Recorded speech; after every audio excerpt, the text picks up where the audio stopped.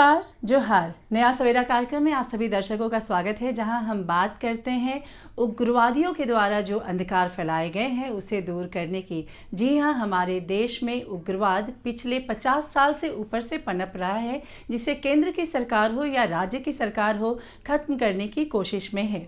दर्शकों, हमारे राज्य झारखंड में 16 जिले ऐसे हैं जहां पे उग्रवादियों की वजह से विकास की गति थम सी गई थी, और अपने कार्यक्रम में हम आपको उन जिलों की हर गतिविधि की जानकारी देते हैं। आज के अंक में हम आपको लिए चल रहे हैं चतरा जिला।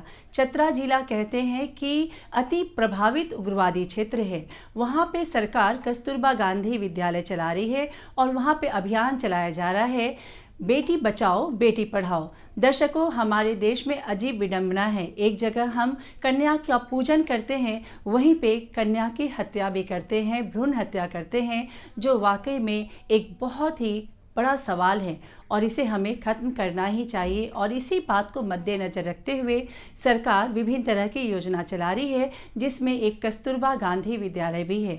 चतरा जिला में ये विद्यालय कैसे काम कर रहा है, वहाँ की बेटियाँ कैसे लाभान्वित हो रही हैं, इन तमाम बातों की जानकारी लेने के लिए हमारे साथ रुक कीजिए जिला चतरा, जहाँ हम चलेंगे कस्तूरबा गांधी आवासीय विद्यालय और वहाँ देखेंगे बेटी बचाओ बेटी पढ़ाओ।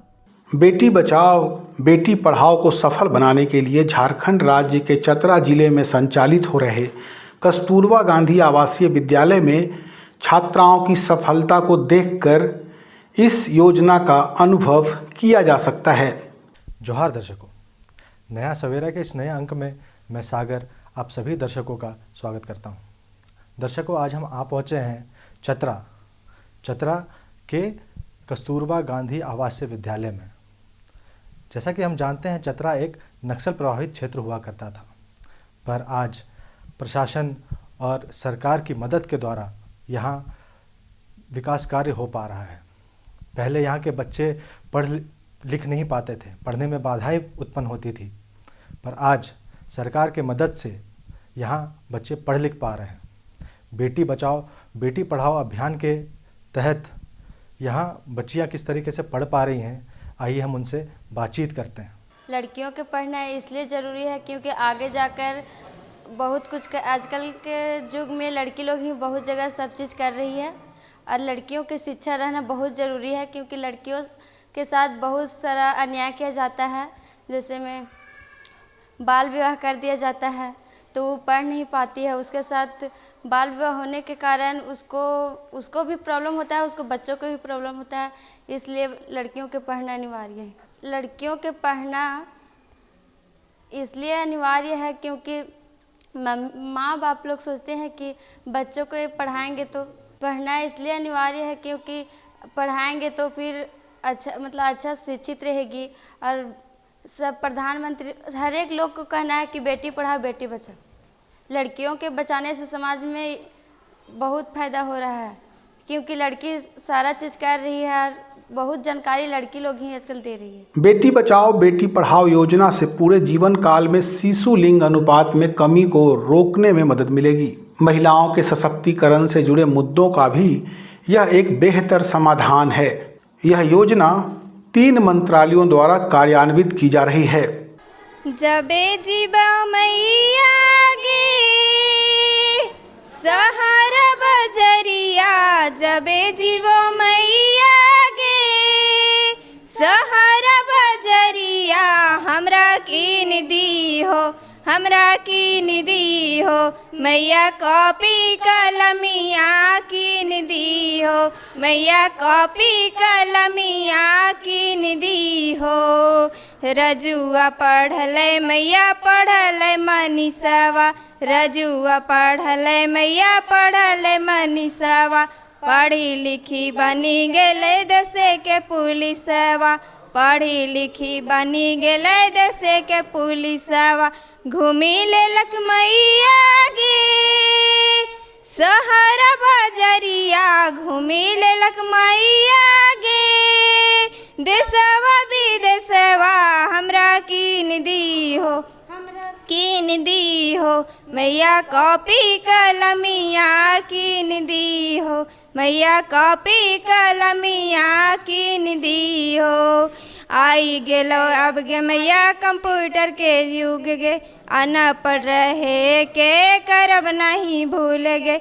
आई गेलो अब गे मैया कंप्यूटर के युग गे, अनपढ़ रहे के करब नहीं भूल गे।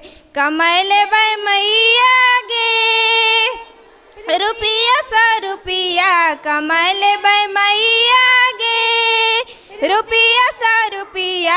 हमरा कीन दीहो, हमरा कीन दीहो मैया कॉपी कलमिया कीन दीहो, मैया कॉपी कलमिया कीन दीहो।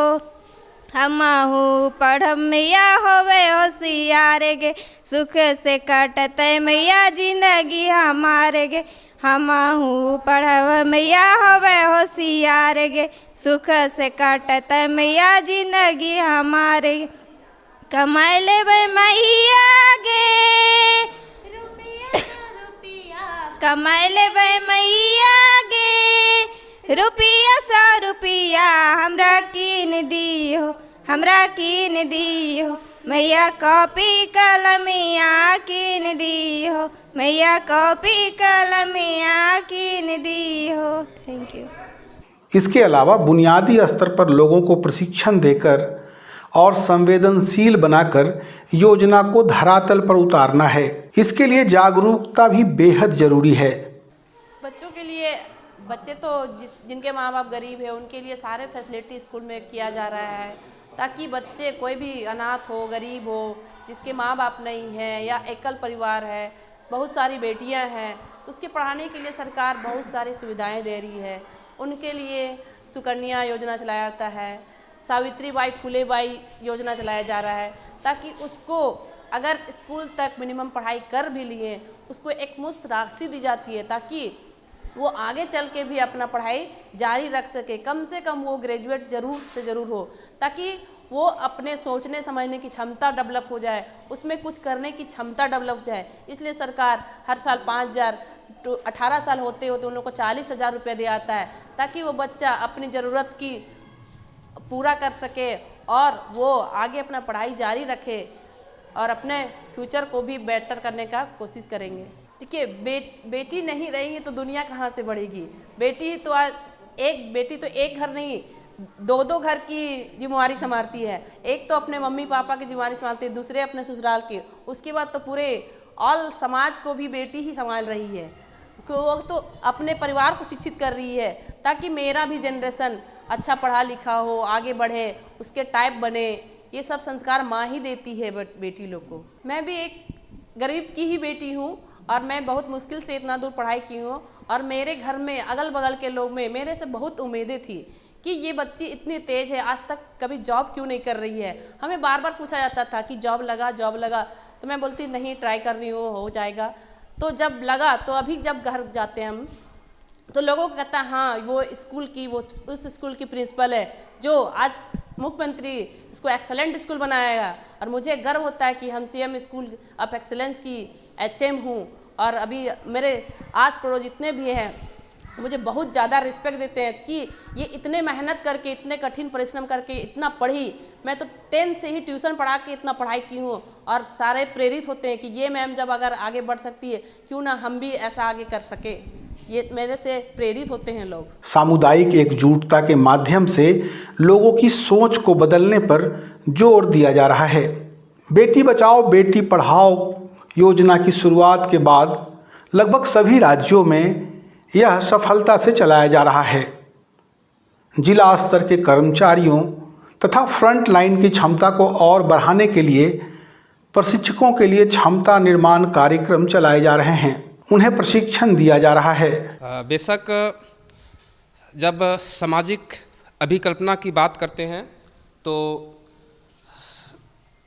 एक हमारे समाज में सर्वांगीण विकास के लिए, एक सभ्यता की विकास के लिए सबसे पहले समझ होनी बहुत आवश्यक है। जैसे हमारा समाज नहीं परंतु पूरा देश, संपूर्ण विश्व सभ्यता के निशाने को अपना छू पाएगा। इसके लिए शिक्षा अनिवार्य अंग है, इसलिए पहले पढ़ाई होनी चाहिए, उसके बाद विदाई होना चाहिए। बेटियों को चूँकि हमारा ये चतरा, संपूर्ण चतरा जिला जो है सो काफ़ी पहले से पिछड़े जिले के रूप में काउंटिंग आती थी और इसमें बहुत सारे समस्या से ये चतरा जिला जूझते आया है, चाहे वो सामाजिक कुरीतियाँ हो, सामाजिक बुराइयाँ हो एवं विभिन्न प्रकार की समस्याएं, सुदूरवर्ती क्षेत्र है या अशिक्षा की माहौल की बात हो, काफ़ी पिछड़ा के रूप में देखा गया इसको। तो इसलिए जो है सो अभी वर्तमान समय में इसको जो है सो देखा गया है, समृद्धि की ओर आगे बढ़ रही है चतरा जिला और खास करके नए नए शिक्षक और हमारे मुख्यमंत्री महोदय के द्वारा अभिकल्पना जो किया गया है CM SOE स्कूल को बेहतर बनाने के लिए और जिससे हमारे जो गरीब क्षेत्र के जो बच्चे हैं, मेधावी बच्चे, वो भी आगे कदम से कदम मिला करके अपनी अग्रणीय भूमिका निभा पाएंगे। मैं बचपन से ही मैं गांव में रहता था। पहले वो एरिया नस्ली एरिया हुआ करता था। लोग वहाँ पदाधिकारी लोग हो, कोई भी बिजनेसमैन हो, वहाँ रहने से लोग डरते कतराते थे। लेकिन अब बदलाव आया है, लोग शिक्षित हुए हैं। ऐसे बोला गया है कि शिक्षा ही सभी चीज़ का विकास करता है। शिक्षा के कारण ही सब चीज़ विकास संभव हुआ है।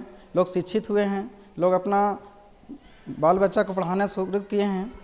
पढ़ाने से लोग अब वहाँ से लोग बाहर भेजना शुरू किए हैं। बाहर से लोग अब पढ़ लिख कर आए हैं। एरिया बहुत अब डेवलप हो गया है। पहला जैसा अब डर का माहौल नहीं है, अब पूरा एरिया सुरक्षित है।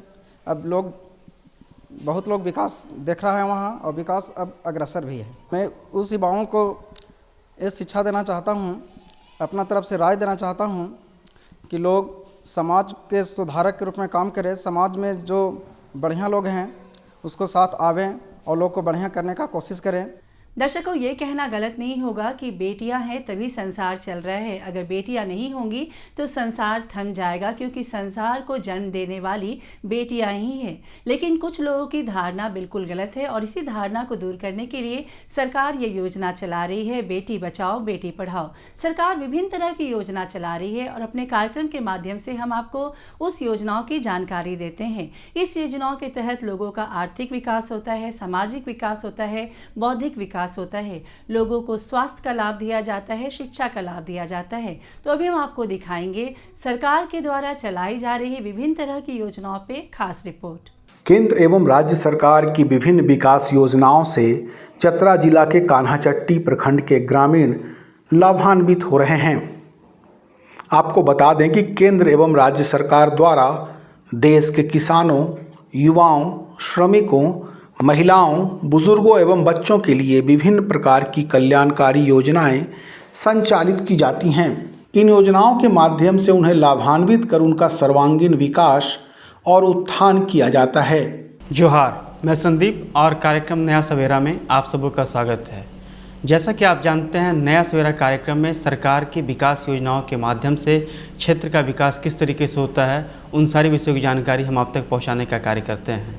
इसी कड़ी में हम आप पहुंचे हैं चतरा जिला के कान्हाचट्टी प्रखंड में और हमारे साथ प्रखंड विकास पदाधिकारी हैं। आइए उनसे हम जानते हैं किस तरीके से सरकार की विभिन्न विकास योजनाओं के माध्यम से यहाँ का विकास हो रहा है, लोग किस तरीके से घरों से बाहर निकल रहे हैं और सरकारी योजनाओं का लाभ ले रहे हैं। सर, आपका हमारे कार्यक्रम में बहुत बहुत स्वागत है। धन्यवाद, बहुत बहुत धन्यवाद आपका और आपकी टीम को। अगर हम कान्हाचट्टी की बात करते हैं तो निश्चित तौर पर सरकार की बहुत सारी विकास योजनाएँ आपके प्रखंड में संचालित हो रही है। अगर हम शिक्षा की बात करते हैं, क्योंकि शिक्षा के बिना विकास अधूरा है, तो शिक्षा को लेकर क्या काम आपके प्रखंड में हो रहा है? देखिए, शिक्षा को लेकर के जो भी प्रोजेक्ट का वर्क है, हमारे यहाँ परियोजना का वर्क है, वो सारे चल रहे हैं।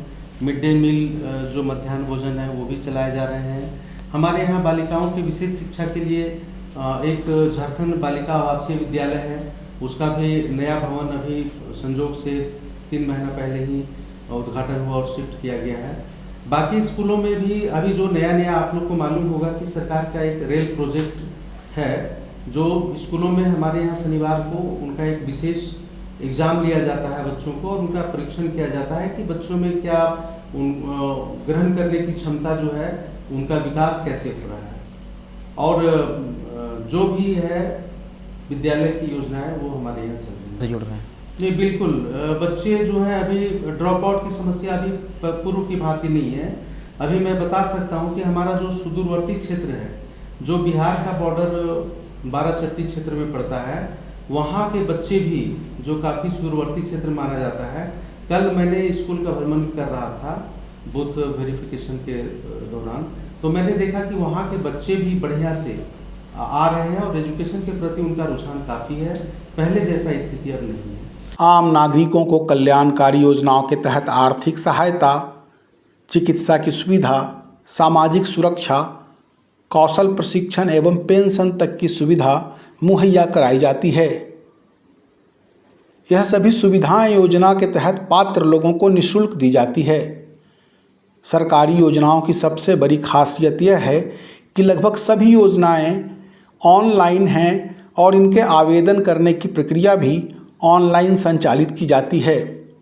देखिए, ये जो सरकार की जो महत्वाकांक्षी योजना है प्रधानमंत्री आवास योजना, वो जितने भी हमारे पूर्व में जो क्राइटेरिया था, जो भी उसका मापदंड था, उसके अनुरूप दिया गया लोगों को, और उसके बाद एक आवास प्लस योजना जो आया, आवास प्लस में जितने भी लोग हुए वो सभी को आच्छादित कर दिया गया। कुछ लोग जो बचे हुए रह गए, जिनका आवास प्लस नाम में नहीं हो पाया था सर्वे में, तो उन्हें अभी आपको पता है कि सरकार के द्वारा एक झारखंड सरकार के द्वारा महत्वाकांक्षी योजना लाई जा रही है, अब वो आवास योजना।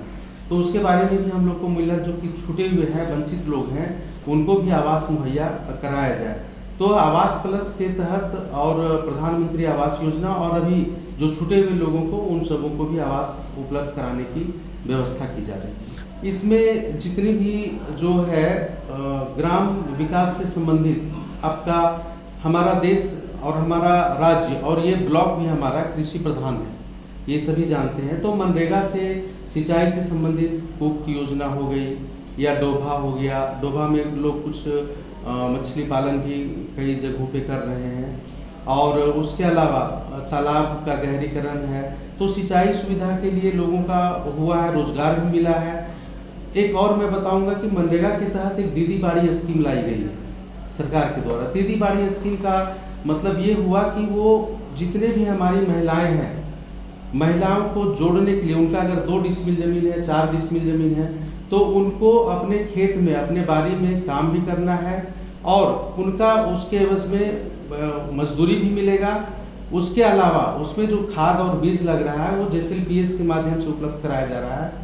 और इसका ये उद्देश्य है कि जो कुपोषण की समस्या है वो बढ़िया से अपना बाड़ी में फल सब्जियां उगा सके और अपना सेवन कर सके। सरप्लस होने पर उनका बाजार में बेच करके उसका एक अर्जन भी कर सकती हैं, आर्थिक उपार्जन भी कर सकती हैं। तो ये सभी एक तरह से आप समझिए कि मनरेगा काफ़ी महत्वपूर्ण सिद्ध हुआ है ग्रामीण क्षेत्रों में रोजगार के लिए। बिल्कुल इसमें पलायन तो रुका है। बिरसा हरित ग्राम योजना के तहत भी जो आम बागवानी का जो कॉन्सेप्ट है, हमारे यहाँ मैं बता दूं कि पिछले बार भी 55 नए बागवानी लगाए गए थे। उसके पूर्व में लगभग 60, और अभी हम लोगों को जो नया न्यू टारगेट मिला था उसमें भी हम लोगों ने 55, तो मिला जुला करके सभी पंचायतों में 5-7 ऐसे करके बिरसा आम बागवानी का जो है योजना हम लोग लिया है। अभी कुछ दिन पहले टीम आई थी, उस समय संजोग से आम फले हुए थे, जून का महीना था, आम पके हुए भी थे। तो काफ़ी लोग इसमें भी अपना जो है उपार्जन कर रहे हैं, अपनी आर्थिक स्थिति को मजबूत कर रहे हैं। इससे लोगों को सरकारी दफ्तरों का चक्कर लगाने से छुटकारा मिल गया है। लोग घर बैठे ही संबंधित योजनाओं की आधिकारिक वेबसाइट पर जाकर अपना ऑनलाइन आवेदन प्रस्तुत कर योजनाओं का लाभ ले सकते हैं। खासकर मनरेगा, प्रधानमंत्री आवास योजना, प्रधानमंत्री किसान सम्मान निधि योजना, आयुष्मान भारत जन आरोग्य योजना, बेटी बचाओ बेटी पढ़ाओ योजना इसमें शामिल है। पलायन रुका है और रोजगार लोगों को मिला है, इसके प्रति रुझान उनका बढ़ा है। देखिए, जल संचयन को लेकर के एक तो ये पठारी क्षेत्र है, वर्षा आधारित नदियाँ होती हैं, उसके बाद जो है जल का थोड़ा अभाव होता है। हमारे ग्राउंड वाटर लेवल को भी बढ़ाने के लिए एक जो TCB है, ट्रेंच कम बंड स्कीम मनरेगा की, उसको भी हम लोगों ने काफ़ी क्षेत्रों में, सभी गांवों में उसको बृहद पैमाने पर किया है ताकि हमारा ग्राउंड टेबल जो वाटर है वो बढ़े। प्लस में डोभा, तालाब, इन सभी स्कीमों को और कुआं, इन सभी को ये करके ताकि सिंचाई के लिए जल मिले, जल संवर्धन हो, तो ये सभी उपाय किए जा रहे हैं।